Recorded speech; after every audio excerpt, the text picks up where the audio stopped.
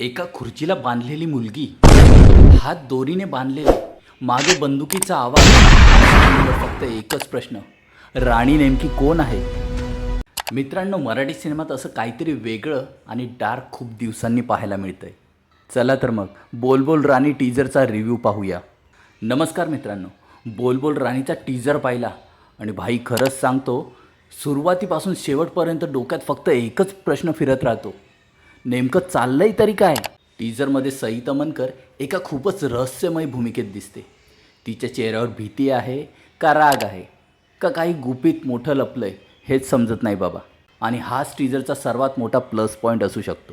एका बाजूला सुबेद भावे, दुसऱ्या बाजूला चिन्मय मांडलेकर, म्हणजे अभिनयाची ताकद तर जबरदस्त दिसते. दिग्दर्शक सिड विंचुरकर यांनी पूर्ण टीजरमध्ये सस्पेन्सच वातावरण तयार केलं आहे.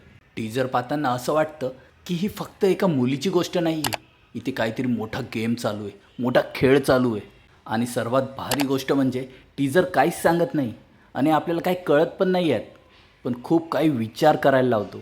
यात डायलॉग नाहीत, स्टोरी नाही समजत, पण तरीही उत्सुकता 100% वाढते. मी टीजर पाहिला आणि माझी पहिली प्रतिक्रिया म्हणजे, अरे बाबा, ही राणी आहे की संपूर्ण खेळाची मास्टर माइंड.